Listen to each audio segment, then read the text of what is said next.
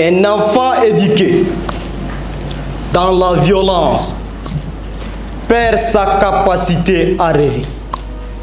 Un enfant éduqué dans l'amour trouve des ailes pour s'envoler. Honorables membres du jury, chers coachs, distingués invités, chers orateurs et oratrices, bonsoir.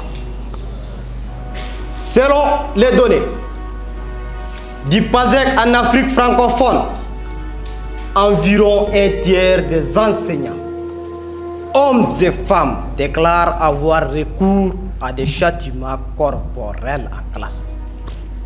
Du côté des élèves, environ 2 tiers déclarent avoir recours à des humiliations publiques lorsqu'ils enfreignent les règles ou échouent à un devoir de classe.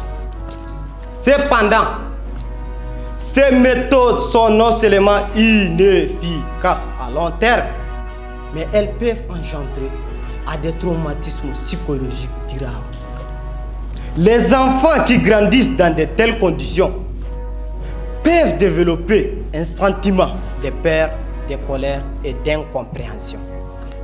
Et cela entrave leur développement émotionnel et social. Il est impératif de mettre un terme à ces pratiques inhumaines qui sapent l'estime de soi et la confiance des enfants.